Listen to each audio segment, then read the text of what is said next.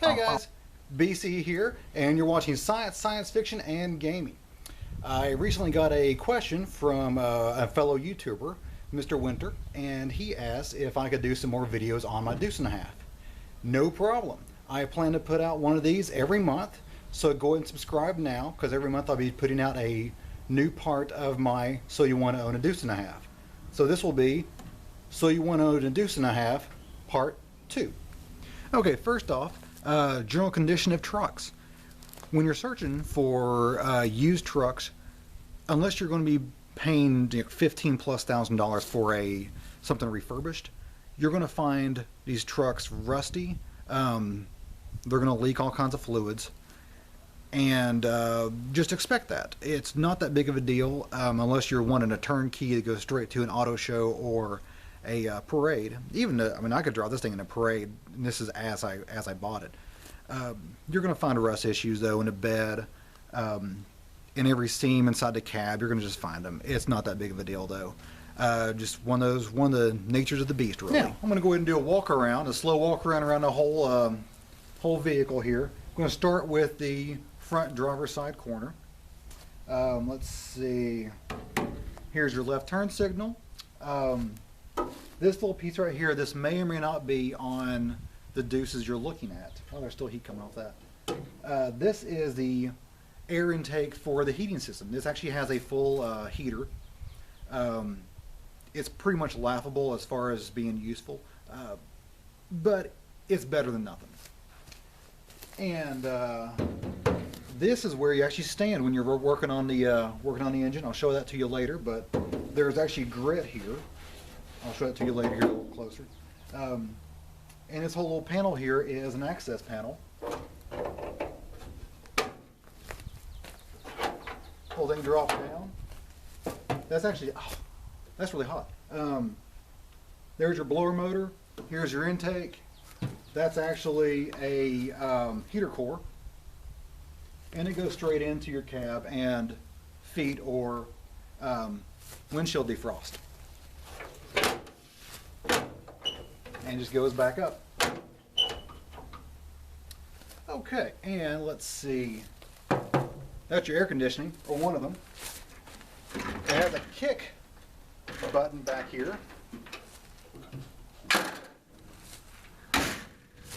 If you throw that open, it basically fills the entire cab with cold air from outside. It actually works really, really well.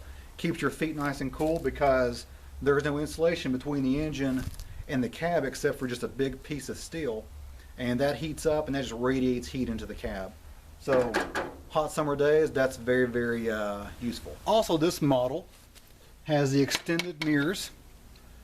These project quite a bit. This is the widest part of your truck. I've hit several tree limbs with this. It just knocks it out, and I just reach out and push it back out. Let's see, and I'm assuming this truck was used to haul hazardous chemicals at some time. Of course, since I have no license for that, I keep that closed up so I'm still legal. There are no locks on a Deuce and a Half. Zero locks, no key to start it either. Alright, now beneath the driver's side door you have your driver's side step here. Here is your fuel mount. It may not be mounted here, it may be mounted somewhere else on your Deuce. I've seen some on the bumpers, some on the passenger side, just wherever it goes. This one happened to come here, and I don't really care where it is. It's got the strap on it already, so that's good. I probably won't ever use a military can. I don't have any use for one, so I probably would never get one. I don't have one yet. It would just be for decoration purposes anyway. Now beside that is a storage, kind of a storage locker. I've got a wheel chuck in mine here for those cases where I might need one. Make sure that's locked back good because I don't want it going open while I'm going down the road. Alrighty, let's move on down the truck. Alrighty, now right behind the driver's side step you have your spare tire. And this is just a matching tire, all the other non-directional tread tires from the military. And let's see, there's a little ratchet system back here that lowers it and raises it and all that good stuff.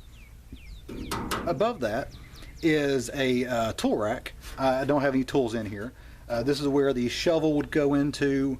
Let's see, I think there's like a mattock and just basically entrenching tools, things to I guess get you unstuck if you're in the Deuce. I guess extra chain, you could put that there, or in the toolbox for winching yourself out of issues or winching somebody else out of an issue.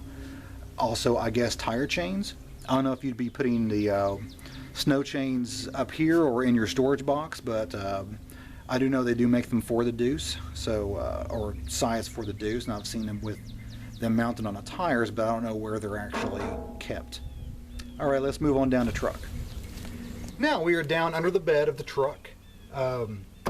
If this were MTV Cribs, this is where the magic happens. You got 4 tires here, you got your twin dual axle setup here, and this is what makes a Deuce and a half look like a Deuce and a half. You can bob a Deuce and a half off and cut it right here basically and just make yourself just a big pickup, and it looks cool, it looks awesome, I agree, but it doesn't look like a Deuce anymore. It just looks like an awesome pickup. This is what makes a Deuce and a half a Deuce and a half. This Deuce and a half is a M35A2. The A3s that came out later, actually they're refurbished A2s, actually had a drop side bed side too, so the side of the bed would also come down along with the tailgate, so you can almost make it a flatbed. Pretty neat design. This does not have that. Because the A3s also had well, they were automatic transmissions for one. They had a Caterpillar engine, I think. It was a strictly diesel engine versus the multi-fuel, which is something I really wanted to have. So I stuck with the A2.